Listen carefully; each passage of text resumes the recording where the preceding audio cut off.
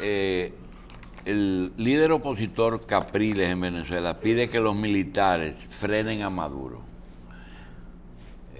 Los políticos tienen que tener cuidado cuando invitan a los militares. Ellos se le olvidan que quien tienen a Maduro ahí son los militares. Está confundido. Quienes pusieron a Maduro ahí fueron los militares. Bueno, ese es uno. El otro es que Participación trajo un jurista peruano. Pero allá no hay más problema que aquí. No, él dice que allá va bien, pero que aquí le llevamos una ventaja, que aquí tenemos las marchas y allá no. Todavía allá el pueblo no se ha concientizado. Que lo hicieron cuando Montesinos y Fujimori, pero que actualmente ellos no están marchando. Pero los resultados que dio todo eso es otra serie de ladrones, sus siguientes. Porque todos los presidentes posteriores están procesados. 3 presidentes ahí en Perú procesados. Y no hay 4 de Chepa, porque Cusín todo eso no hable mucho. Bien, señores, Blas Peralta y Berenice tienen un pleitecito, pero Blas dijo algo que yo creo que no le conviene, de que yo quiero que se averigüe la verdad. Si se averigua la verdad, él va a tener mucho problema. Dije, yo quiero que se averigüe la verdad. Usted ha visto gente que hace un pronunciamiento y después que lo hace, mira para los lados, va a ver quién lo está dudando. Yo quiero que se diga la verdad. Como, ¿quién lo duda? Sí. Como, eso lo dijo él. Otra cosa es, señores, mire, se hace camino al andar. Hipólito Mejía, Domínguez Brito, Simón Lizardo, Navarro, el de Educación, y Gonzalo Castillo hacen su trabajo. Una vez José me dijo a mí, eso fue cuando Antonio Guzmán me dice, tú sabes que cumpliendo el deber se hace carrera política. Y puso un ejemplo de un hombre que nosotros creíamos que era muy pesado, pero era muy recto, que era Fernando Periche. Periche estuvo en el Reserva y en el Banco Central, pero era inflexible. Dice, tú sabes que eso... Y había otro también que era... de Win. Ortiz de Win. Pero ese lo separó, lo sepultó Balaguer en el olvido. Dice José, esas son la gente que haciendo lo que tienen que hacer. No tienen que ponerse a caravanear ni a hacer, haciendo lo que tienen que hacer. Su obra habla por ellos. Bien, la otra es que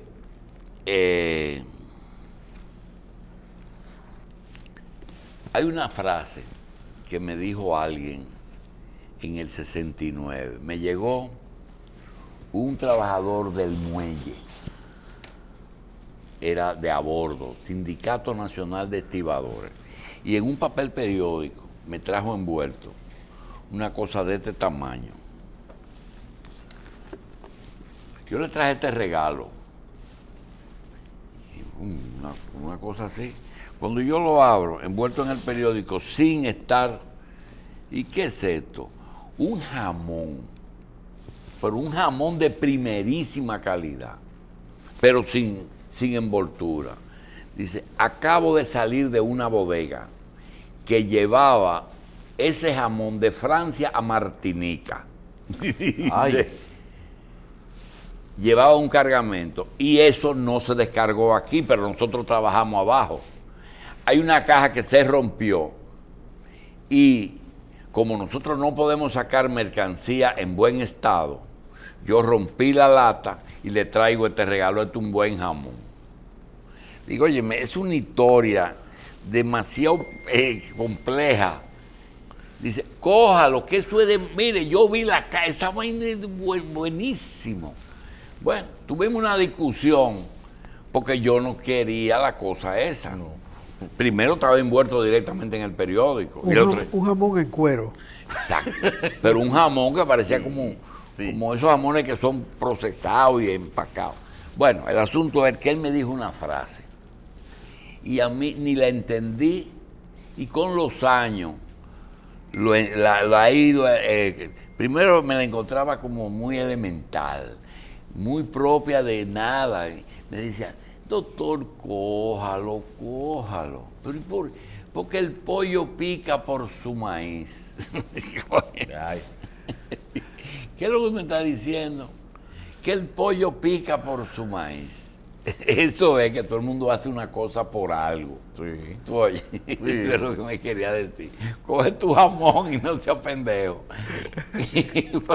Que un día de estos voy a venir a la consulta sin No, dinero. no, él después me dijo lo que quería. Ajá. Él después me dijo, mire, usted tiene registrado ahí en el... Yo tenía una iguala con él, mi esposa, pero ahora resulta que la fenómena está enferma y no está en el libro. ¿Y la qué? Dice la fenómena, la otra. Ah, la segunda base. Sí. Y ese era el jamón, ¿verdad? Sí. El asunto es que aquí hay gente que No se puede incluir la seguridad juegan a social. la democracia, pero no le entienden. Miren, ayer la gente el gobierno de la tarde ratificó su posición de seguir pidiendo la renuncia de Danilo Medina. Yo le quiero decir una cosa, usted puede tener diferencias, pero usted no puede denotar a nadie. Ellos creen que esa es la solución y lo creen de buena fe. Y a lo mejor tienen un propósito. El procedimiento es claro. ¿Verdad? Que busquen la prueba. Pero Si ellos encuentran una prueba de que Danilo se cogió unos cuartos, bueno, ya comenzaron el proceso. bueno, pero lo que te quiero decir Porque fíjate, es, aquí solamente se han sometido gente que se chivatearon en Brasil.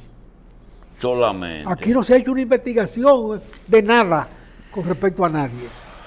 Han buscado pruebas después sobre esas personas. Sí, pero eso que tú estás diciendo va a traer un problema, porque se sometió un proyecto de juicio político y uno no lo entendía para qué, pero para interrogar y destituir un funcionario.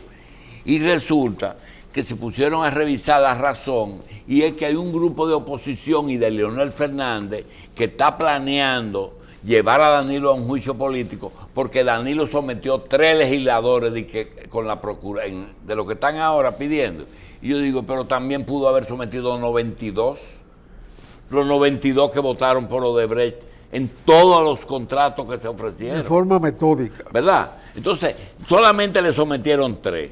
Y por eso quieren Bueno, ellos tienen derecho a hacerlo. exacto, todo el mundo Que tiene lo haga. derecho a Pero, picar. pero pedir que renuncie, que le abran un expediente sin presentar pruebas, sin sustentar la acusación, es un disparate. Eso es perder tiempo. José, el CONEP quiere jueces. ¿Eh? El CONEP quiere nombrar, porque le pongan los jueces que ellos sugieren. Todo el mundo, eso es una práctica vieja en el país. ¿Te acuerdas? Los bufetes de abogados de aquí. El bufete de abogados más alto tiene un juez en la Suprema. Los más fuertes tienen un juez en la Suprema siempre. Y en la Fiscalía. Y en la Fiscalía hay muchísimos ayudantes fiscales. Tal vez el fiscal no es de una gran empresa de abogados, pero todos los ayudantes responden a intereses de la empresa en primera instancia. José, Igual los jueces... dice Trump que él no grabó la conversación con el hombre del FBI. Grabar conversaciones de superiores, ¿cómo evito? ¿Eso es bueno, eso es malo, debe de ser así? ¿O En no? Estados Unidos es una práctica que hundió a Nixon. Que la puso Nixon, ¿verdad? No. Que jodió a Nixon. Sí, él se enredó. O Watergate. Se enredó los pies. Una tontería lo de Watergate. Acechar a otro partido, eso lo hace todo el mundo. En todas partes del mundo. Es más, es un deber de un partido, acechar al otro. Acechar una Eso es obligación. parte de su tarea. Sí. Sin esa información del otro, tú no avanzas. Aquí tenemos muchas cosas. Hay una carta que quiero solidarizarme con ella y te la voy a leer enterita. Es muy importante. Luego de 2 años de haber tocado las puertas de cada una de las 16 instituciones públicas que nos debe la suma de 1.500 millones por concepto de obras construidas, terminadas, entregadas y no pagadas a más de 300 arquitectos, ingenieros y empresas constructoras, a las cuales el Estado Dominicano, a través de dichas instituciones, ha llevado a la quiebra, a la pobreza y en algunos casos hasta la muerte. El Comité Institucional Codiano, movimiento gremial que hace vida dentro del Colegio de Ingenieros CODIA, ha decidido asumir la lucha de los reclamos de estos contratistas colegiados afectados, por lo que queremos hacer de su conocimiento estas cartas al presidente, una sección muy buena que publica el Diario Libre el miércoles 21 de junio. Queremos hacer de su conocimiento que estamos procediendo al sometimiento judicial de cada uno de los incumbentes responsables de las instituciones deudoras del gobierno que usted preside, en vista de que es la única vía que tenemos abierta, consagrada en las leyes y en la Constitución de la República. Señor presidente, en varias ocasiones hemos tratado de que usted nos reciba en su despacho.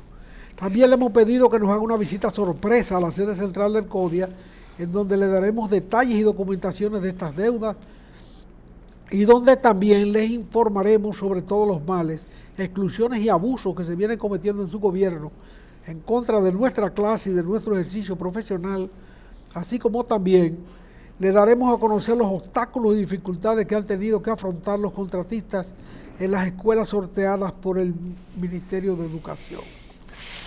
Esa carta merece la solidaridad personal nuestra como ingenieros que somos titulados, miembros del CODIA, y además por el conocimiento que tenemos. Ellos han estado aquí. De eso que está pasando. Eso es un daño tan profundo a una clase profesional. Someterlo a la miseria simplemente por un problema administrativo y un desorden político. José, pero no vaya lejos. Ojalá que tú tú lo conoces porque tenemos un amigo así. Y los municipios, las deudas municipales de los ayuntamientos grandes, desde aquí, no, desde todos Santiago. Y los chiquitos también. Allá se saben. Hay ingenieros que están pasando hambre por ese problema. Sí. Ingenieros que ya no tienen capacidad de trabajo y que se jugaron todos sus recursos de la vida. Bueno, Balaguer lo hizo de manera criminal cuando terminó su gobierno con la carretera Duarte. Con la autopista. Con la autopista Duarte. Le tuvieron que dar después que Herrera. dejó en banda a gente que había hecho fortuna bajo su mando. Lo dejó empobrecidos. Todo su dinero se metió ahí. Por suerte, encontraron una compensación de parte del gobierno de Leonel Fernández que le entregó la tierra del aeropuerto, las cuales vendieron a precio vil para recuperarse un poco. Pero eso no puede ser que se juegue con la gente de esa manera, que se abuse de la confianza de un profesional o de una empresa. Bien, otra cosa. Esto es un proyecto que debe respaldarse además porque está bien sustentado. Se sabe lo que es, qué se está reclamando. Aquí hay otro dato que tiene vecindad con eso. Y DECO aclara que la licitación anulada fue contra gestión. En el Caribe está muy resumido, dice.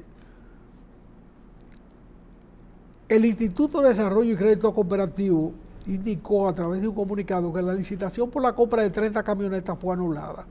En su escrito, el organismo detalló que en el año 2015, o sea, hace 2 años y pico, el IDECO realizó una solicitud de compra de 30 camionetas para uso de la institución y en noviembre de ese mismo año, el Comité de Compras y Contrataciones del organismo ordenó iniciar las gestiones para el procedimiento de compra. Posteriormente se elaboró el dictamen jurídico del pliego de condiciones del procedimiento de licitación y en mayo del 2016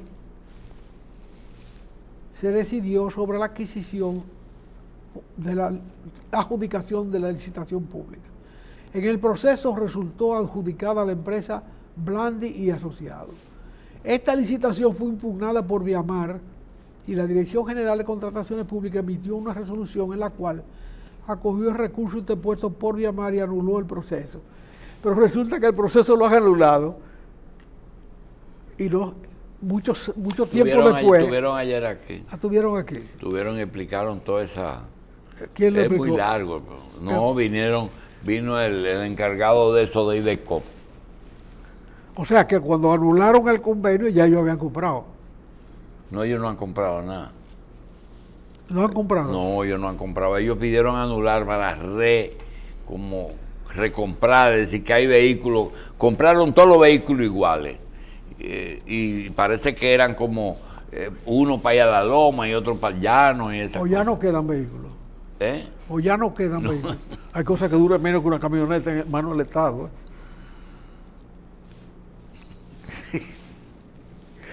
Aquí tenemos otra cosa importante. Mira, aquí hay una ratificación de la idea de que es imposible comprar el domingo en Alemania. ¿Por qué? Que hablamos de eso. Empresarios, iglesias y sindicatos pelean sobre la apertura de los comercios en día de descanso. Porque el día de descanso está en la Constitución en Alemania. Pero la Constitución alemana de antes de la guerra y de todo el tiempo, ¿verdad? Sí. Porque la guerra no estaba en la Constitución. No. Sí. Está en el alma de ciertos pueblos. Sí. No se me vaya lejos, que quiero preguntarle algo sobre Alemania. ¿Cómo se mantenía ese país económicamente cuando todas las empresas se convirtieron en productoras de insumos para la guerra? ¿Se mantenían acaso era de los botines de los países y los territorios conquistados? Eso era una fuente. Era una fuente. Muy importante. Y quitarle el oro de los dientes a los judíos también, pero... Es la locura colectiva de la nación. Es la locura colectiva. Ayer salió un reportaje en un periódico de carácter cultural, comentando libros, sobre la documentación que ha aparecido de quiénes eran los académicos que dirigían la Fuerza de Seguridad Alemana. Gente con títulos de las más altas universidades del mundo, dirigiendo un crimen colectivo, masivo. ¿O tú te crees que eso que hacían los experimentos con seres humanos eran idiotas? No. Pero es que te voy a decir una cosa, solamente dar información a veces simple es importante. Mira, Bernardo publicó un libro, y ese libro tú coges, lo ves y dices, caramba, pero el único trabajo fue cogerlo y buscar en el Archivo General de la Nación y ordenar esos papeles. Pero tú te encuentras cosas. Primero tienes que poner tu mente en la época, es decir, el valor del dinero de esa época. Claro. Era a la par, ¿verdad, José? Sí. Pero a la par, y después se devaluó el mismo dólar. Es decir, cuando a ti te dicen que fulano pagó 10,000 pesos dominicanos de impuestos, tú estás pensando en 10,000 dólares de la época. Claro.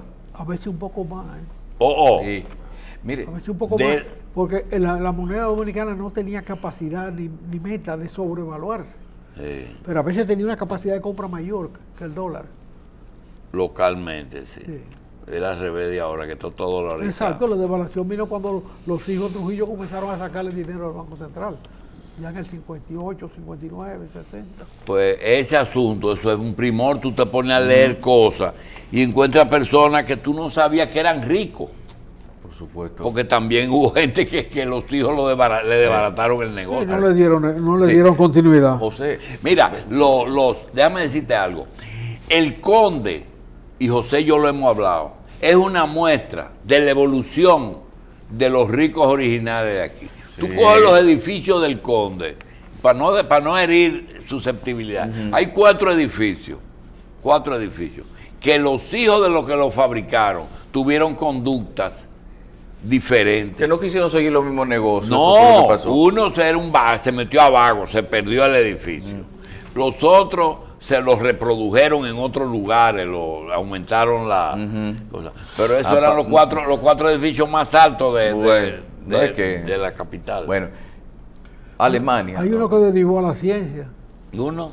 El caso de los vaqueros que derivaron a la ciencia. Sí, ellos se dedicaron a la ciencia y otro a los deportes. Hay uno que terminó narrador deportivo. No, y Calié. Y Calié. Había un ¿También? Calié también. Sí, había uno que era Calié, de esa misma familia. Pero el Calié en algún momento determinado no llegó a creer que estaba haciendo algo bueno por su país. O sea, había Calié gratuito. Sí, Claro los que había. mejores, los más eficientes. Eso era muy eficiente. Sí. Bueno, en Argentina se encontró un tesoro nazi en esta semana.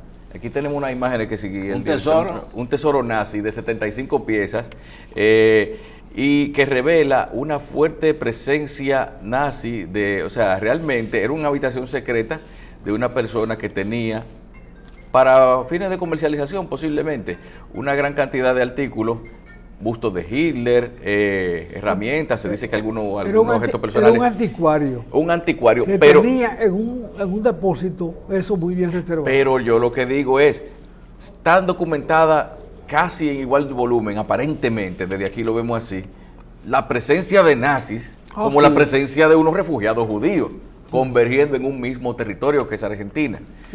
¿Cómo se Ahora, finalmente los descendientes judíos están persiguiendo, buscando todavía a los nazis dentro de Argentina y todas sus cosas. Pero, ¿cómo pudieron coexistir en una nación latinoamericana dos personas tan antagónicamente enfrentadas? Porque Argentina es inmensa. El último Congreso Sionista Internacional de que se tenga noticia, se hizo en el 98, en el 98 del siglo XIX, estableció que Argentina era el sitio ideal para instalar a los... Hay un hombre que está comprando tierra para hacer Israel de nuevo ahí. Sí, porque en la Patagonia. En la Patagonia ahí cabe el Estado de Israel sobre espacio. No, ahí cabe todo Medio Oriente. Ahí cabe, óyeme bien, ahí cabe Jordania, Israel, Siria y el Líbano. Siria, Siria cabe en la Patagonia. Todo ahí. Sí, pero tú no lo puedes poner juntos para que sigan peleando. No, pero está bien. Hay que mandarlo a escuelas distintas. No, lo que estoy hablando es de tamaño, de tamaño. Sí, pero no se te ocurra, tipo, que no de ideas. Sí, no de ideas. No le dé la idea. Porque los americanos, para hacer tollo, son especialistas. Pero Berlín Occidental, mira lo que terminó.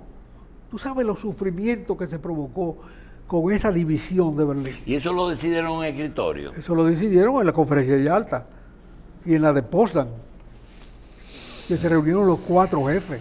Dicen que ahí nació el liderazgo de Vladimir Putin, que era un jefe de servicio de inteligencia, que incluso dicen que cuando estaba cayendo el muro, él llamó, dice, Moscú no responde. Fue lo que le dijo la secretaria y que eso lo marcó mucho en cuanto a lo que era. Sí, pero yo quiero saber, después que salía el muro de Alemania, cuando cogió por ahí para abajo, como dicen la gente de aquí, cuando es del sur, cuando llegó al mar, abajo, ¿cómo se...? No, pero espérate, es que Berlín estaba dentro de Alemania Oriental. Muy bien. Todo Berlín. La capital.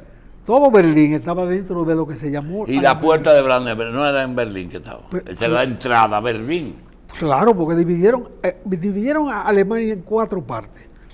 Una para Francia, que no peleó. Sí, los aliados. Una para Inglaterra, otra para Rusia y otra para Estados Unidos. Y después, las 3 partes occidentales se unificaron. Y a la vez se proclamó la República Independiente. Pero a Berlín, que estaba dentro de la Oriental, lo dividieron en 4 también. Y ahí se juntaron las 3 partes y se quedó la otra parte, pero parte de Alemania. Y naturalmente surgió el muro, que fue un disparate político. Ahora pregunta, ¿cómo Checoslovaquia, Hungría, Yugoslavia, todo eso queda del otro lado? No, pues eso es parte eso fue ideológicamente nada más. Eso es parte de los acuerdos de guerra. Eso queda al lado. Los rusos, si tú ves la historia, la sucesión, siempre crecieron geocéntricamente. Los rusos no dan zarpazos lejos de su tierra.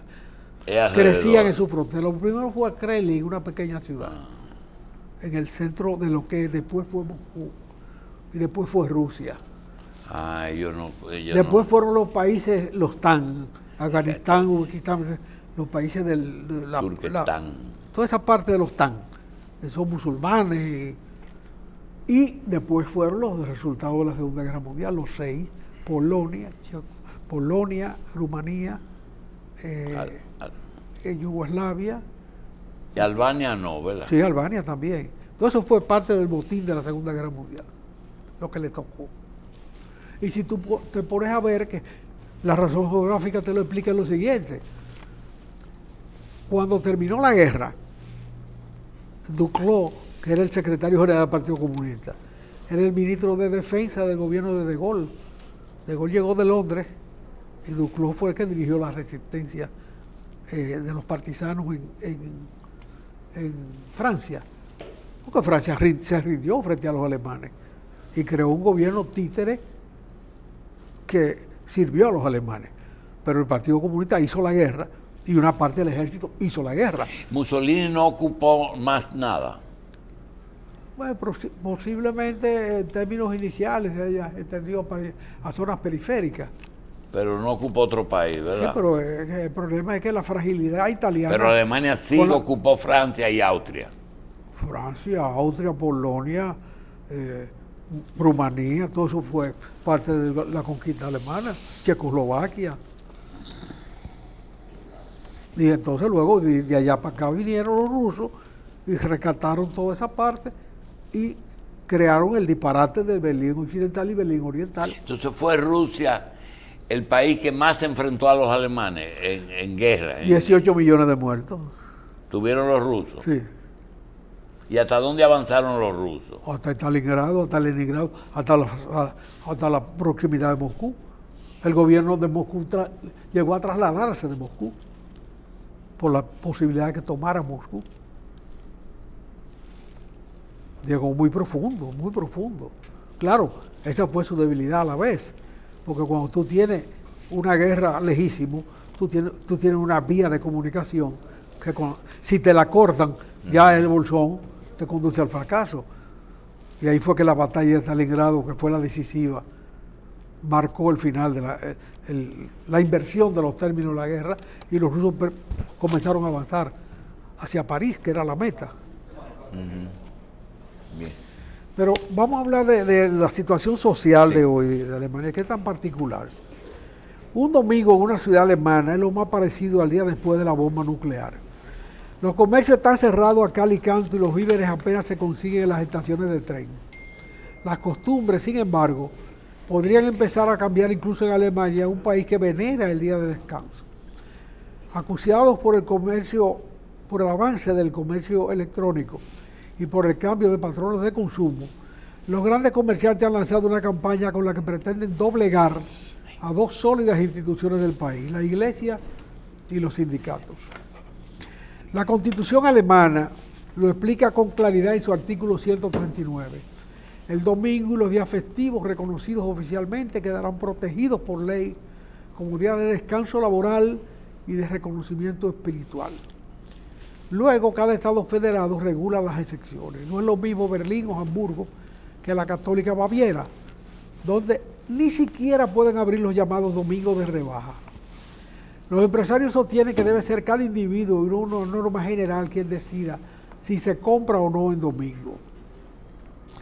Los clientes, los empleados y los comerciantes son lo suficientemente maduros para determinar qué quieren comprar o vender en domingo. Defendía recientemente el jefe de lo equivalente al Corte Inglés alemán. Ampliar el abanico de secciones no va a ser fácil. En los últimos 8 años, los sindicatos han llevado a los tribunales más de un centenar de ordenanzas y casi siempre han ganado. La Iglesia está de su lado. Los fieles podrían acabar de compras en lugar de ir a misa. La protección del domingo contribuye a la paz social, promociona el bien común y fortalece la cohesión social. Ha reaccionado la agrupación evangélica de trabajo. Los ciudadanos libres necesitan domingos libres. Las resistencias, pues, son fuertes para los prósperos empresarios alemanes, capaces de exportar sus productos a medio mundo en grandes cantidades, pero incapaces de convencer a los suyos de los beneficios de la liberalización. De momento, con la Iglesia y también con la Constitución han topado. Hay que decir que el que trabaja una semana entera tiene precisamente el domingo para comprar. Sí, pero aquí había una costumbre, dos costumbres. Primero estaba el horario de 12 a 2, que se paraba para ir a comer, y la siesta y qué sé yo. Y los domingos inclusive sometían a la gente que abrieran los domingos. Yo no sé si tú te acuerdas. Sí, claro. Ahora, el comercio, contestándote a ti, mientras más tiempo está abierto, mejor para ellos. O aquí hay un supermercado que amanece. ¿Pero fue para producir más o para competir con otro? Para vender más. Para vender más. El papel del comercio es vender. Ese es su papel social. Llevarle el producto al consumidor final. Si tú tienes comercio abierto 24 horas, tú tienes un servicio 24 horas. Vale, también yo creo que hay ciertos establecimientos, como por ejemplo la farmacia, que yo creo que legalmente deberían abrir las 24 horas porque por el tipo de función que hace. Pero los panties son necesarios a medianoche también. Sí, José. Te da la gana de comprarlo a medianoche, ¿por qué no lo va a comprar? El caso, José, es que uno ve, como me decía una señora, antes solo trabajaba el hombre. Tenía hasta su siesta, su descanso de 12 a 2. que podía a veces en algunos casos, como no había mucho carro, ir a su casa, comer y después volver a salir para su trabajo en algunas ocasiones. Carlos, A pie. Y de repente, y hasta a pie, Carlos, o en una cuquita en la Tiradentes. Carlos, aquí había un supermercado que era atípico totalmente, y es atípico, que no abría los domingos porque sus dueños eran cristianos. Se vieron forzados a abrir los domingos. Buscaron la forma, la dispensa, yo no sé qué cosa era, porque era cumpliendo como un mandato religioso. Y ahora tiene un horario más... hasta las 12 de la sí. noche. Sí. Pero la situación de la humanidad ha cambiado sustancialmente. Que ahora trabajan hubo todos una en la época- casa y los cuartos no dan. Hubo una época en que el comercio era la vida normal de una ciudad. Es más, las ciudades se construyeron alrededor del comercio, del intercambio de productos. Sí. Pero hoy no. Hoy la mayoría de la gente no trabaja en el comercio. Entonces tú estás ni que protegiendo el trabajo de los que trabajan en el comercio. En realidad, los que trabajan en cualquier negocio de eso trabajan 8 horas, igual que en todas partes. Pero hay turnos distintos. ¿O tú te crees que una cajera de un supermercado aguanta de 7 de la mañana a 11 de la noche o a 9 de la noche? No es verdad. Ahí hay más de 2 turnos. Igualmente pasa con los que llenan las góndolas. Te pregunta a alguien que si es verdad que para ir de Berlín Oriental a Occidental tenía que ir por vía aérea. Sí. Ajá, Yo vi con estos ojos sí. el drama del metro, El drama, sí, que fue previo a esa barbaridad. sí. De una estación que pasaba por Berlín Occidental, el metro era de Alemania Oriental, por supuesto, Occidental. Entonces el metro pasaba y comunicaba todo. Pero en Berlín Oriental solo podían entrar en el metro los extranjeros mostrando el pasaporte en el metro. Pero no vayas lejos. Tú vas de Jordania a Palestina y los israelíes tienen un punto de migración sin tener territorio ahí. Metieron un chequeo ahí. Para tú entrar a Palestina, tú tienes que hacer un chequeo israelí sin tener que entrar a territorio israelí. Oye, eso. El metro de Berlín, hay que decirlo, fue el segundo metro del mundo. El primero fue el de Londres. Y el segundo de Berlín. Y el segundo de Berlín, cuando aquí estábamos pujando la independencia en los 1840-44. Se hicieron esos 2 metros.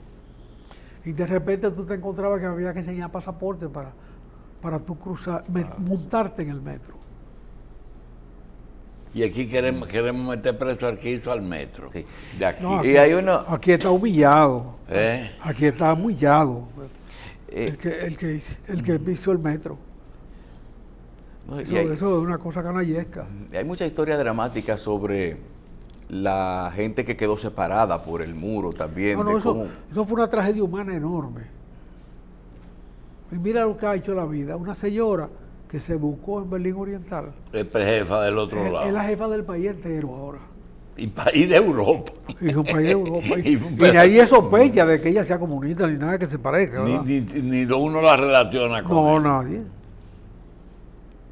Esa es la jefa, no de Alemania, no de Berlín. Esa siempre ha De sido una Europa. pregunta. Esa siempre ha sido una pregunta que yo le he hecho a José. ¿Cómo es posible que de un país en donde una persona nace, crezca, se eduque y no reciba ninguna información de afuera, el día que se abre ese país, resulta que, mira la Merkel, tú no te imaginas que era comunista? No, ella no era comunista, ella nació allá, en esta zona, que es una zona geográfica donde le tocó vivir. Pero no había internet.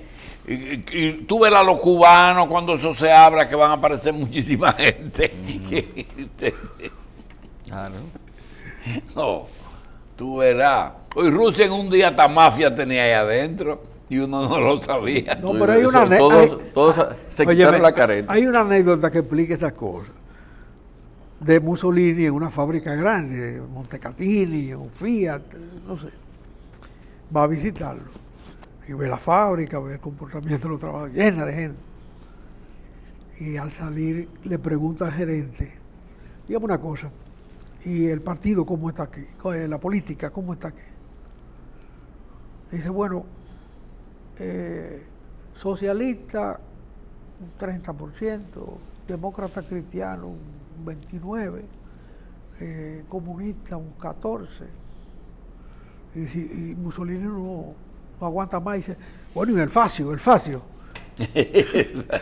dice todos. Todo, el día que se cuartea, ya se sabe lo que es. Todo el mundo encuentra su sitio. Todo, fascista. Sí. Eso me acuerda lo que usted dijo. Eso es lo que usted dijo los otros días de la Marcha Verde, que dice, ahí todos están vestidos de verde, pero en el fondo, debajo de la camiseta, cada quien tiene su preferencia política. O sea, Sí, eso me acuerdo. todos tienen su... Hay un relato de un autor polaco en pleno dominio socialista, que hace la vida en un campo polaco donde las diferencias internas del partido conllevaron a que alguien dominante estatizara toda la tierra y que después en otra situación dentro del mismo régimen le devolvieron la tierra a los que la tenían antes, o por lo menos a los pequeños. Como alguien le dijo, ¿cuál es tu espacio? Y dice, mira, ¿Cuál? a uno le dijeron, ¿cuál es tu tierra, tu pedazo? Y fue y sacó las estacas, él la había clavado. La tenía ahí abajo enterrada. Estaban enterradas. Y él fue y sacó sus estacas, mira mis estacas aquí, ¿dónde están? Este pedazo mío. Así es el alma y las ideas de la gente. Salen, ¿verdad? Salen. O la iglesia católica, un momento que casi estaba prohibido, sin embargo, cura, cardenal, de todo, y gente rezando, ¿Y a qué hora aprendieron? ¿Dónde oían el catecismo? No, y tenían en el Logado un papa. Y en el Logado tenían un papa. Ah. Sí, porque eso no es un seminarista que se graduó recientemente.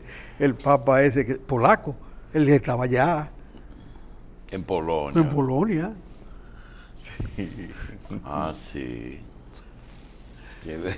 Los polacos tenían su papa guardado. Agachado ahí, sí. Vamos a hacer una pausa. Pero hablando Porque de Polonia. es una sociedad muy católica de toda la vida. Pero verdad, ¿por qué que hay tanto cura polaco? Estás hablando de No, Santiago. no, también, sí, aquí, pero espérate, en Cristo Rey había uno también. Ellos exportan cura. Sí, ellos exportan. Sí. Sí, Mira, yo veo como que hay más vocación espérate, sacerdotal que en muchos otros Óyeme, países. En Polonia hay de todo, ¿eh? Porque Ramfi trajo a un tipo que entrenaba unos perros, Ay, Dios. que le decíamos Mazeroki. Como una pausa. Pausamos, señores, volvemos en breve. Dígame.